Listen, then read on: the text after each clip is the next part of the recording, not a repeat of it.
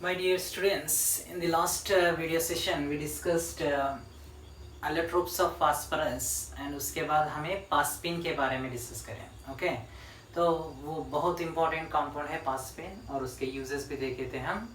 Now in this video session we are going to discuss phosphorus trichloride and phosphorus pentachloride. ये दोनों को बाजू बाजू में क्यों लिखा बोलते हैं? ये दोनों का प्रिपरेशन मेथड्स में और इसके प्रॉपर्टीज में बहुत सारे सिमिलरिटीज हैं, तो इसीलिए मैं बाजू बाजू में दोनों को कंपैरिजन करते हुए हमें डिस्कस करेंगे. ओके तो फर्स्ट इसका प्रिपरेशन मेथड देखो. तो वाइट फास्फोरस को लेके हम क्लोरीन से हीट करेगा तो क्या बनेगा? PCl3 बनेगा.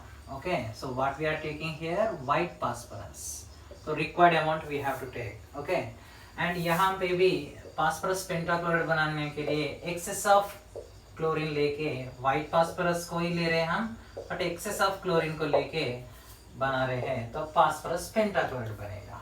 Okay so this is first preparation. हमें देखेंगे second preparation method, that is white phosphorus को ही लेके हम थायोनाइड क्लोराइड से रिएक्ट करेंगे. ओके और यहाँ पे भी second preparation method SO2Cl2 sulphuryl chloride से रिएक्ट करो. ओके तब यहाँ पे प्रोडक्ट क्या बनेगा? PCl3 के साथ SO2 बनेगा और S2Cl2 बनेगा. Okay disulphur dichloride. और यहाँ पे क्या बन रहा है? PCl5 के साथ SO2 बनेगा इधर भी. ओके बट इधर एक्स्ट्रा S2Cl2 बन गया है, बट इधर नहीं बनेगा. Okay required amount. I am not balancing the reaction, but these reactions are not that much important, so that's why I am not balancing the reactions and I am not taking care of these two reactions. Okay but ये दोनों preparation methods of, ये दोनों क्या है? preparation methods. तो कैसा हमें pentachloride को और ट्राइक्लोराइड को हम बना सकते हैं, तो ये दोनों reactions बता रहे हैं.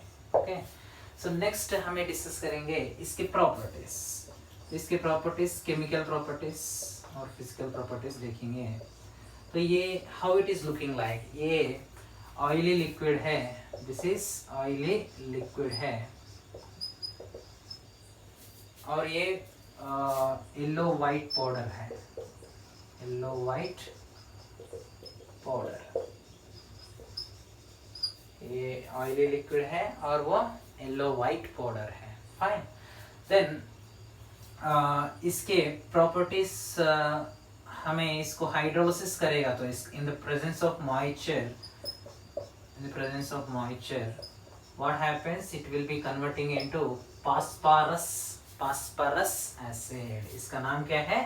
Phosphorus acid. और इसको हमें PCl5 को हाइड्रोलिसिस नहीं तो in the presence of moisture it will be converting at first POCl3 जैसा कन्वर्ट हो जाएगा.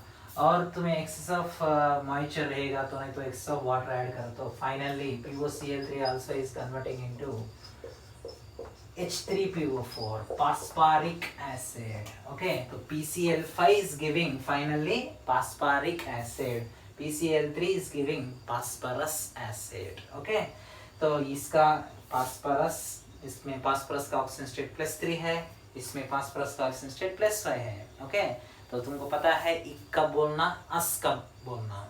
लोअर ऑक्सीजन स्टेट में अस बोलना, हायर ऑक्सीजन स्टेट के केस में इक बोलना. समझ में आ गया ना?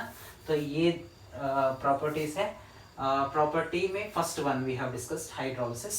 ओके और भी प्रॉपर्टीज हमें डिस्कस करेंगे. PCl3 will react with water and it is forming phosphorus acid, and along with phosphorus acid it forms HCl. So due to fumes of HCl, this PCl3 is in water, it is releasing fumes. Okay so it's we can say that it is releasing fumes due to HCl. Okay so like that we can say. Even here also HCl will be releasing along with phosphoric acid. Okay now next property we are discussing, that is with organic compounds like carboxylic acid and ethyl alcohol which are having OH groups. Okay तो उससे PCl3 react करेगा तो यहाँ पे product क्या बन रहा है? Very important reaction, organic reactions ये दोनों ये इंपॉर्टेंट है. Even these are used in organic chemistry also, so that's why these are very important reactions. Okay, तो यहाँ पे प्रोडक्ट क्या बन रहा है और यहाँ पे क्या प्रोडक्ट बन रहा है कि देखो, तो यहाँ पे product should be forming CH3COCl, acid chloride बनाने के लिए ये प्रिपरेशन मेथड है. ओके, और उसके साथ PO H3PO3 will form. Okay, and यहाँ पे ethyl chloride will form plus H3PO3, but here in this case acid chloride plus POCl3 plus HCl. Okay, और यहाँ पे ethyl chloride plus POCl3 plus HCl. Okay,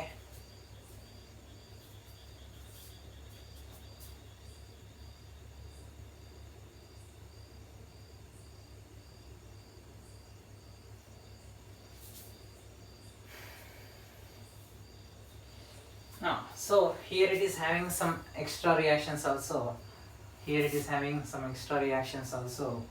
Those reactions PCl5 को heat करेगा तो तब ये क्या बन रहा है देखो, PCl3 और Cl2 जैसा डिसोसिएट हो जाएगा.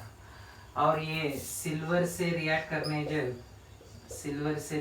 जब PCl5 it is forming silver chloride plus PCl3, और टिन से रिएक्ट करने जब, बोलते मेटल के साथ रिएक्ट करने जब, तो ये क्या फॉर्म कर रहा है देखो, टिन टेट्राक्लोराइड और PCl3. So these are the extra reactions of PCl5. Okay, और इसका स्ट्रक्चर देखेगा तो what is the structure of this. PCl3 में phosphorus is undergoing sp3 hybridization. Okay, तो sp3 हाइब्रिडाइजेशन हो जाएगा तो तब डेफिनेटली क्या शेप रहना है इधर, लोन पेयर तो डेफिनेटली रहेगा ना.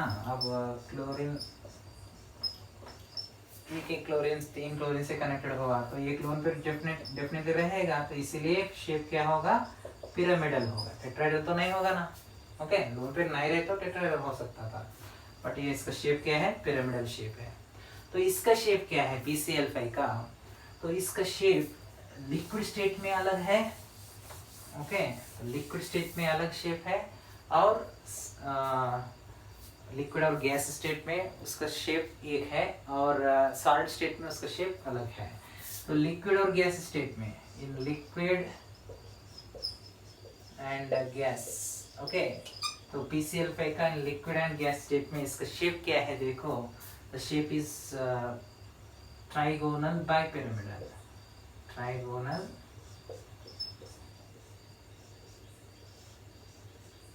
Bipyramidal. Okay, so trigonal bipyramidal, ये trigonal equatorial positions, these 3 chlorines are present on equatorial positions and these 2 chlorines are present on axial positions.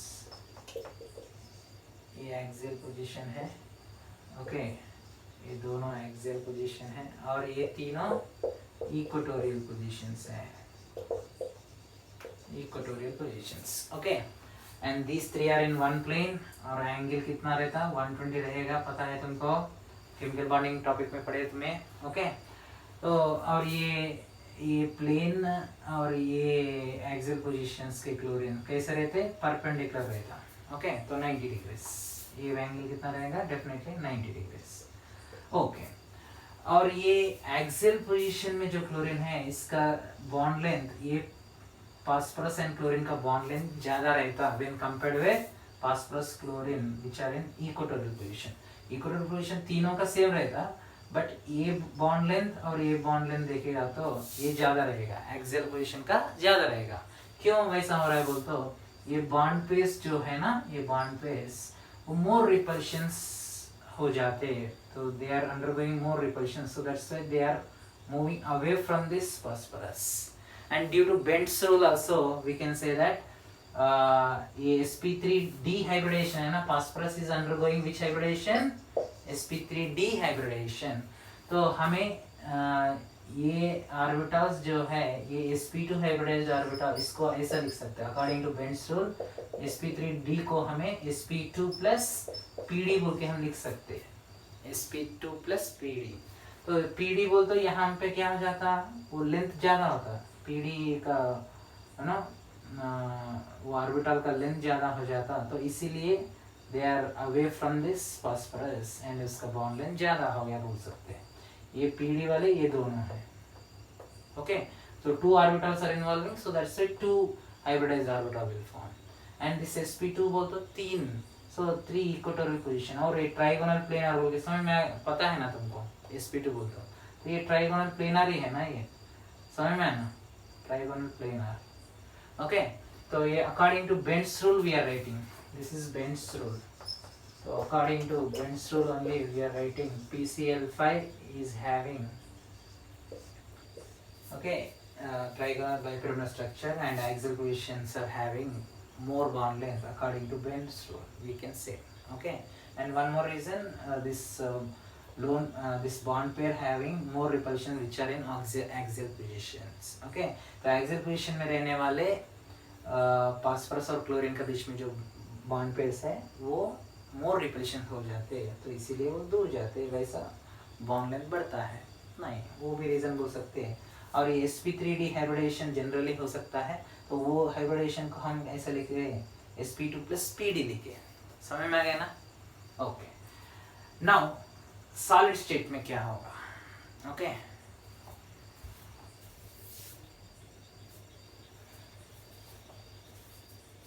Now solid state में हम क्या हो सकता है कि देखेंगे, सॉलिड स्टेट में इसका स्ट्रक्चर कैसा रहेगा। Let me draw here, I will draw here. ये PCl3 का तो pyramidal structure very simple structure है, और PCl5 का ही हमें in liquid and gas state में ये trigonal bipyramidal structure, trigonal bipyramidal, समझ में आ गया ना। Okay, trigonal bipyramidal. Now in solid state इसका स्ट्रक्चर क्या है, सॉलिड स्टेट में PCl5 existence ionic form, ionic form में एग्जिस्ट होता है PCl4 प्लस PCl6 माइनस, तो PCl6 माइनस जैसा एग्जिस्ट होता है, और PCl4 प्लस, तो ये PCl4 प्लस क्या हो जाता है टेट्राहेड्रल, और PCl6 माइनस क्या हो जाएगा स्ट्रक्चर ऑक्टाहेड्रल, तो ये ऑक्टाहेड्रल स्ट्रक्चर है, ये टेट्राहेड्रल स्ट्रक्चर में रहेगा, ओके। तो ये फास्फोरस डेफिनेटली क्या हो जाएगा बोलो, this is undergoing sp3 and this is undergoing sp3d2, समझ में आ गया ना। तो ये टेट्राहेड्रल है स्ट्रक्चर, आयनिक फॉर्म में एग्जिस्ट होता है सॉलिड स्टेट में PCl5। देखो ये डाइमर हो जाएगा, देखो P2Cl10, PCl5 का डाइमर फॉर्म है, तो समझ में आ गया ना। तो आयनिक फॉर्म में है, तो पॉजिटिव चार्ज या नेगेटिव चार्ज, तो PCl4 टेट्राहेड्रल स्ट्रक्चर है PCl4 प्लस का, और PCl6 माइनस का ऑक्टाहेड्रल है, okay. So this is the structure of PCl5, okay na। So now we are going to discuss about oxoacids of phosphorus. My dear students, very important topic, very important subtopic in this nitrogen family, oxoacids of phosphorus। इस पे definitely एक question आएगा, definitely, okay। तो oxoacids of phosphorus very very important, okay। तो इसमें POP linkages कितने हैं, okay, P double bond वो कितने हैं, वो सभी क्वेश्चंस इस पे पूछते हैं डेफिनेटली। तो इसीलिए ये कितने हैं हम देखेंगे एक बार, और उसके प्रिपरेशन मेथड क्या है, ओके, और उसका स्ट्रक्चर्स क्या है कि हम डिस्कस करेंगे। तो पहले let me right first one, that is H3PO2 hypophosphorus acid। Next H3PO3 phosphorus acid, H4P2O5 pyrophosphorus acid, H4 P2O6 hypophosphoric acid, H3PO4 phosphoric acid, H4P2O7 pyrophosphoric acid, finally HPO3 taken N metaphosphoric acid. तो इसका नाम क्या है? हाइपोफॉस्फरस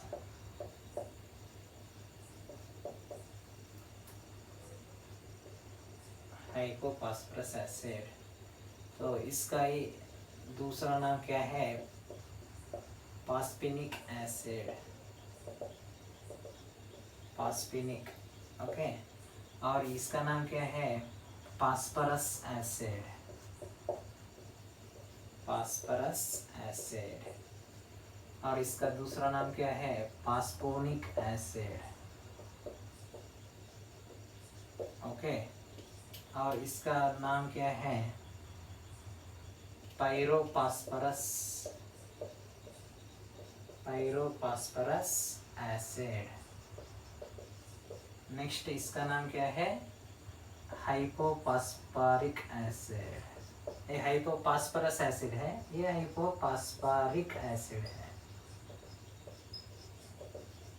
और ये orthophosphoric acid, we can call this one orthophosphoric acid, orthophosphoric acid, और सिर्फ phosphoric acid भी we can call. Okay, and this one is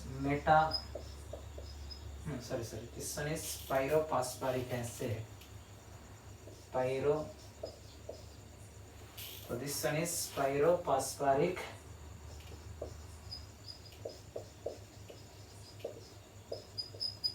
acid, and the last one is metaphosphoric acid.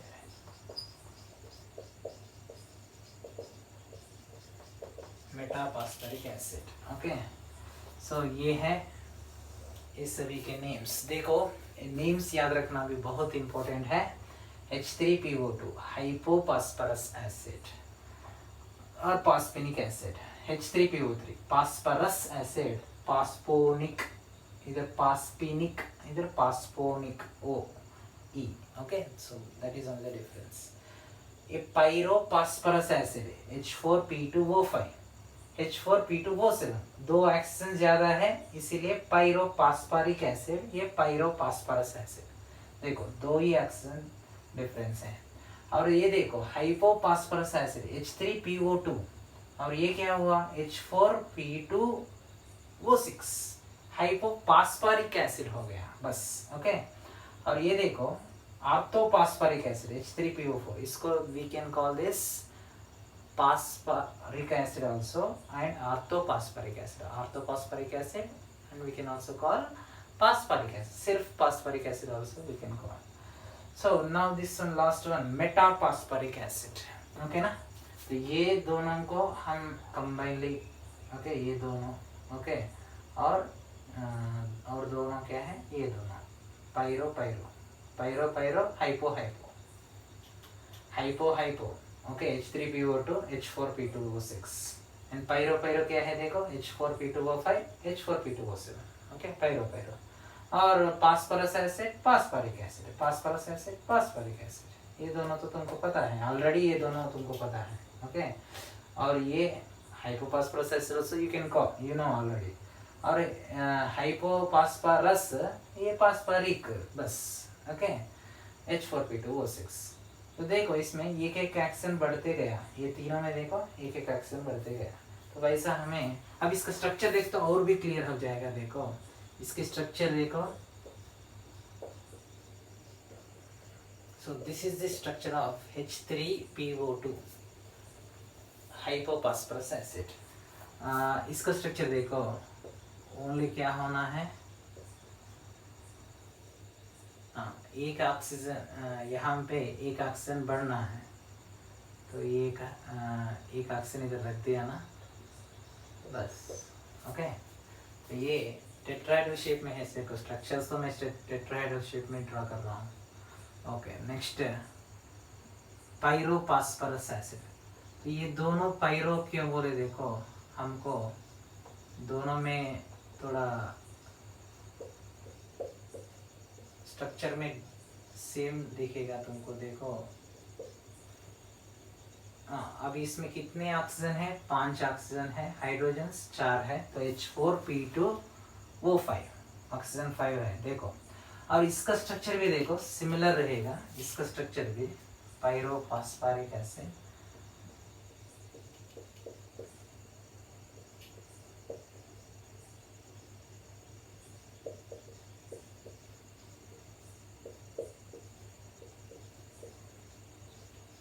इसका स्ट्रक्चर ये है, तो H4P2O7,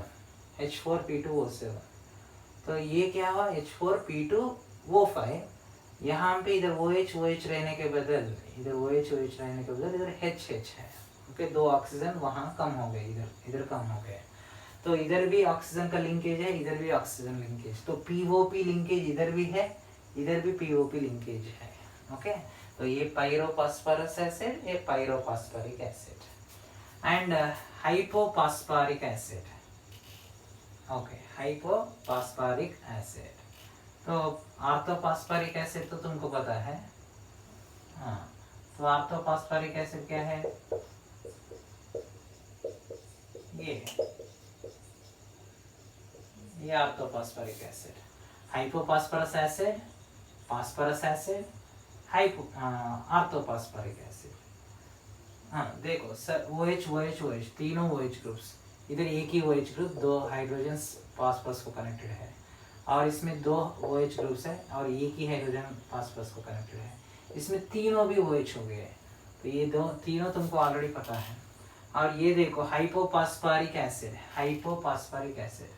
तो ये पायरोफॉस्फरस acid में यहाँ पे एक ऑक्सीजन यहाँ पे रख दिए ना हम, तो इधर POP लिंकेज इसमें नहीं रहेगा, ये हाइपोफॉस्फरस एसिड में POP लिंकेज नहीं रहना है।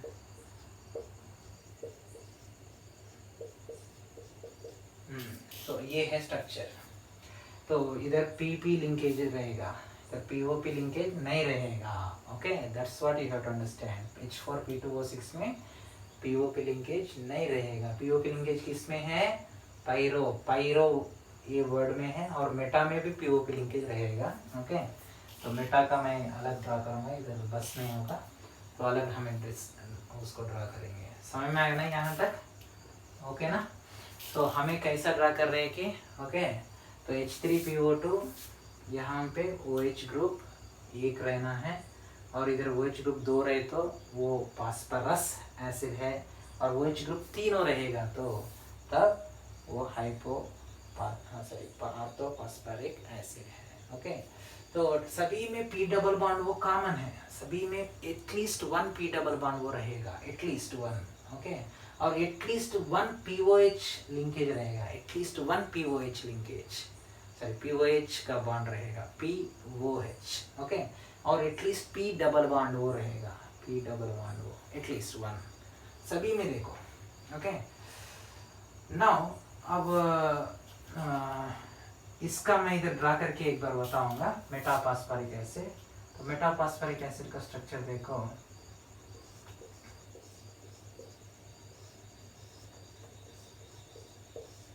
This is the metaphosphoric acid का स्ट्रक्चर।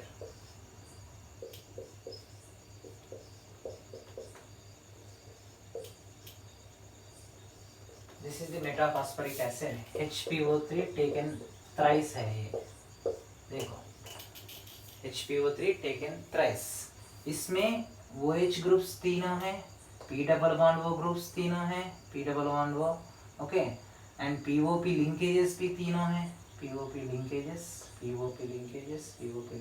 भी 3 हैं। ओके, सो तब सभी 3 हैं इसमें। Are you understand this? Okay, metaphosphoric acid वो ट्राइमेरिक फॉर्म है, this one is trimeric form, whatever we have written just now, that is trimeric form, this one is trimeric form। और इसका polymeric form भी existed है। Okay, इसका polymeric form भी existed है, this is trimeric form, तो polymeric form भी existed है।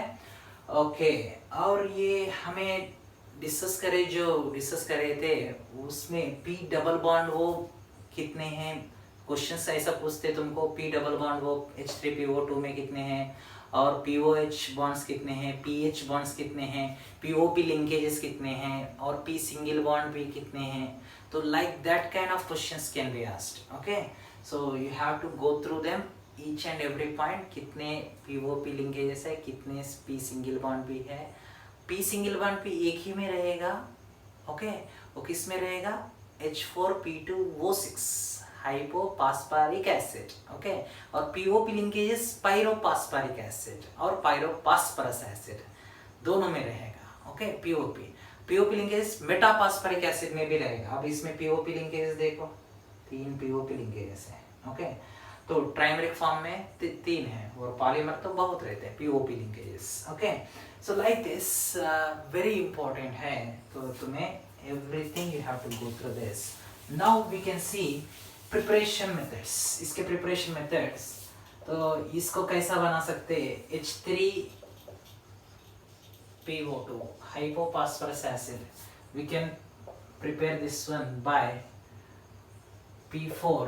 बोल दो यहाँ पे व्हाइट फास्फोरस को अल्कली से रिएक्ट करो. किससे, अल्कली से रिएक्ट करो. Okay, next H3PO3 phosphorus acid को बनाने के लिए P2O3 phosphorus trioxide. Actually it is dimeric form में रहेगा P4O6. तो इसको हाइड्रोलिसिस करो बस. Okay, next H4P2O5 pyrophosphorous acid. तो इसको कैसे बना सकते हैं हम, H3PO3 फास्फोरस एसिड को PCl3 से रिएक्ट करना. ओके, फास्फोरस ट्राइक्लोराइड से. Next H4P2O6 hypophosphoric acid. तो ये हाइपोपास्परस एसिड व्हाइट फास्फोरस है ना, और ये रेड फास्फोरस से बना सकते हैं, ये भी हल करें. तो हाइपोपास्परस एसिड को हमें हाइपोपास्परस एसिड को कैसा व्हाइट फास्फोरस से बना रहे हैं, और हाइपोपास्पारिक एसिड को कैसे बना रहे हैं, रेड फास्फोरस से बना रहे हैं. समझे. Next H3PO4 orthophosphoric acid. इसको हमें कैसा बना सकते हैं, अब ये P2O3 को हाइड्रोलिसिस कर रहे हैं ना फास्फोरस एसिड को, तो ये P4O10 फास्फोरस पेंटॉक्साइड. तो ये डाइमर है फास्फोरस पेंटॉक्साइड का, इसको हाइड्रोलिसिस करो. ओके, तो नेक्स्ट पायरोपास्पारिक एसिड H4P2O7. ओके, तो इसको क्या कैसा बना सकते हैं, H3PO4 को हीट करना बस. Just you have to heat this. H3PO4 को हीट करना बस. Next last one metaphosphoric acid.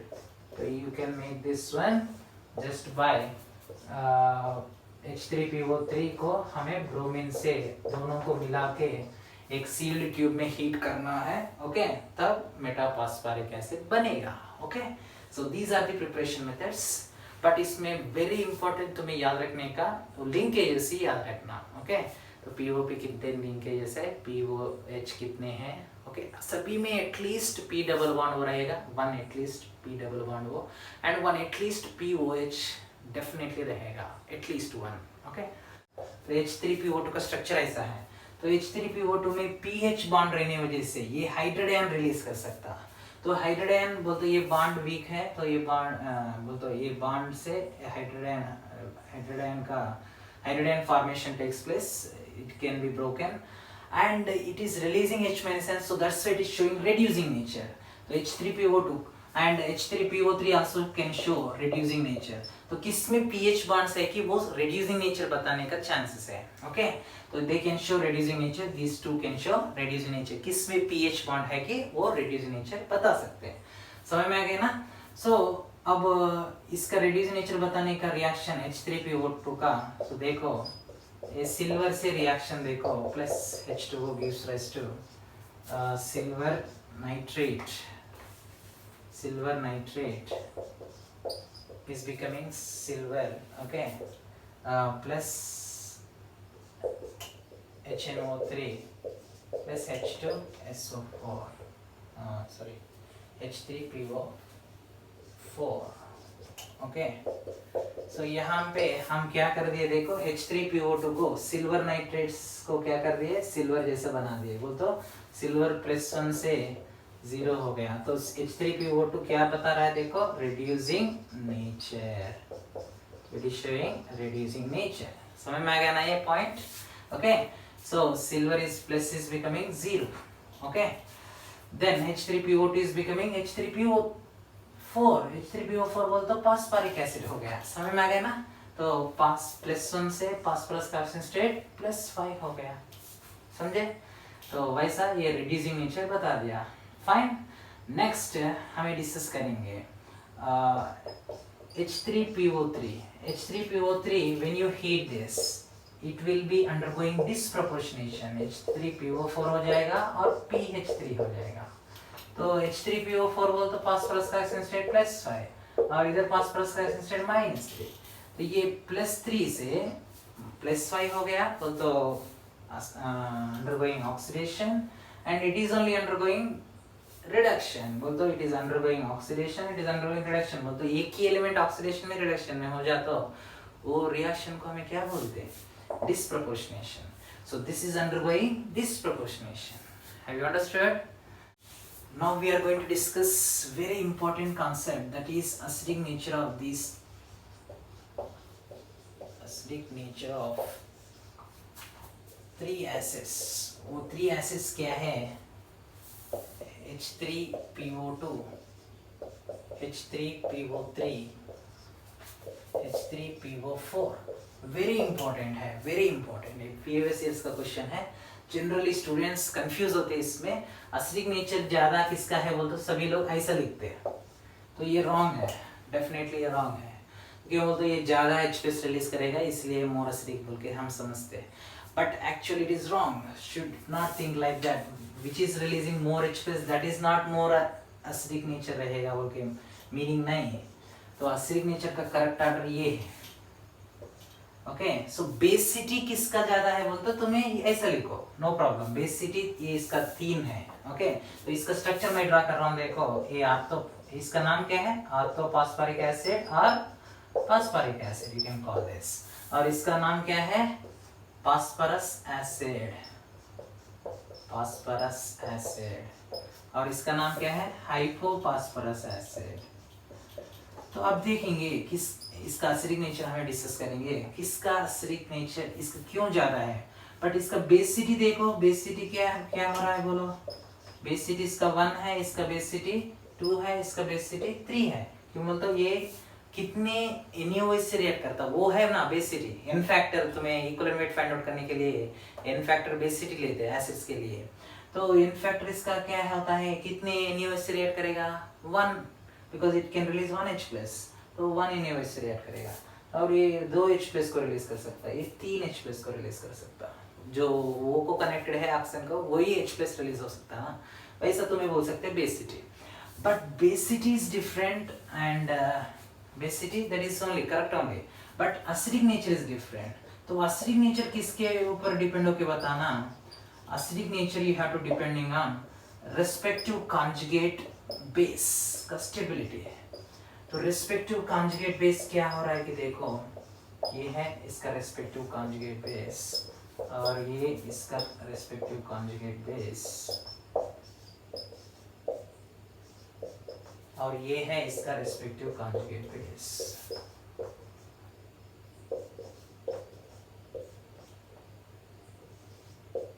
So respective conjugate bases have written, okay? So after removal of H+, whatever is formed, that is conjugate base. इसको क्या बोलते हैं हम, conjugate base बोलते हैं, okay? तो इसका conjugate base ये है। तो conjugate base का स्टेबिलिटी किसका ज्यादा रहता है, कि स्टेबिलिटी किसका ज्यादा रहता है कि वो मोर एसिडिक नेचर है, वो एसिड मोर एसिडिक नेचर है। ओके, तो अब देखो ये क्यों फिर ये मोर स्टेबल हो गया, why this is more stable. ये स्टेबल रहता है ना, ये मोर एसिडिक नेचर है बोल रहे हैं हम। ओके, क्यों ये मोर स्टेबल है, द रीजन इज यहाँ पे ये नेगेटिव चार्ज जो फॉर्म हुआ वो रेजोनेंस में इन्वॉल्व होकर स्टेबलाइज हो जाएगा। ये नेगेटिव चार्ज रेजोनेंस में इन्वॉल्व होकर स्टेबलाइज हो जाता, तो इसमें रेजोनेंस हो जा रहा है वो नेगेटिव चार्ज, इसीलिए ये स्टेबलाइज हो रहा है। फिर इसमें भी रेजोनेंस हो जाना ना, इसमें भी क्या प्रॉब्लम है बोल तो, यहाँ पे ये ऑक्सीजन, ये दूसरा ऑक्सीजन है ना, इसमें नहीं है, देखो दूसरा ऑक्सीजन है, दूसरे दोनों हाइड्रोजन से, बट इधर क्या फास्फोरस को ऑक्सीजन कनेक्टेड है, तो उस पे लोन पेयर है ना, तो ये लोन पेयर भी कंपटीशन देगा, वो भी रेजोनेंस में इन्वॉल्व होने के लिए ट्राई करेगा ना। तो अब ये नेगेटिव चार्ज भी रेजोनेंस में, ये ऑक्सीजन पे रहने वाला नेगेटिव चार्ज भी रेजोनेंस में इन्वॉल्व हो रहा है, ओके। और ये lone pair which is present on oxygen that is also involving in resonance. तो ये इसको बोलते हैं हम cross resonance. What do we call this, वो टर्म क्या है, क्रॉस रेजोनेंस। तो ये क्रॉस रेजोनेंस होने वजह से, ऐसा क्रॉस रेजोनेंस होने वजह से यहाँ पे ये नेगेटिव चार्ज रेजोनेंस इन्वॉल्व होने का कम हो जा रहा है, वो प्रोसेस कम हो जा रहा है, ओके। तो इसमें और भी कम हो जाता है, क्यों बोलते, इसमें 2 ऑक्सीजन्स है ना, तो इसमें 2 ऑक्सीजन्स होने वजह से और भी कम हो गया, ये रेजोनेंस में इन्वॉल्व होने का और भी कम हो गया, तो इसीलिए ये उतना स्टेबलाइज नहीं होता, ओके। तो ये दोनों भी कंपटीशन देते, ये भी कंपटीशन देता ना, तो ये देने वजह से क्या हो रहा है, ये नेगेटिव चार्ज रेजोनेंस में इन्वॉल्व होने का कम हो गया, तो रेजोनेंस में इन्वॉल्व रेजोनेंस में इन्वॉल्व नहीं हो जाता, वो स्टेबलाइज नहीं होगा, उतना ही, वेरी सिंपल, ओके। सो इसमें क्रॉस रेजोनेंस, ये दोनों में क्रॉस रेजोनेंस ज्यादा हो रहा है, क्रॉस रेजोनेंस होने वजह से ही इसमें स्टेबिलिटी नहीं हो रहा है, that is the reason, okay. तो इसमें क्रॉस रेजोनेंस नहीं है, ओके, ये स्टेबलाइज हो जा रहा है, तो इसलिए ये मोर सिग्नेचर, दैट्स इट। तो ये जनरली कंफ्यूज होने का क्वेश्चन, इसलिए कुछ इसके प्रीवियस ईयर्स में भी पूछा था, तो that's a very important concept है ये, ओके। तो सिग्नेचर का ऑर्डर ये करेक्ट ऑर्डर है, ओके। सो यहाँ तक हमारा 58 group elements completed, nitrogen family is completed, okay. I'm winding up this nitrogen family. So in next class we are going to start 68 group elements, okay, 16th group elements we are going to discuss, okay. Thank you very much.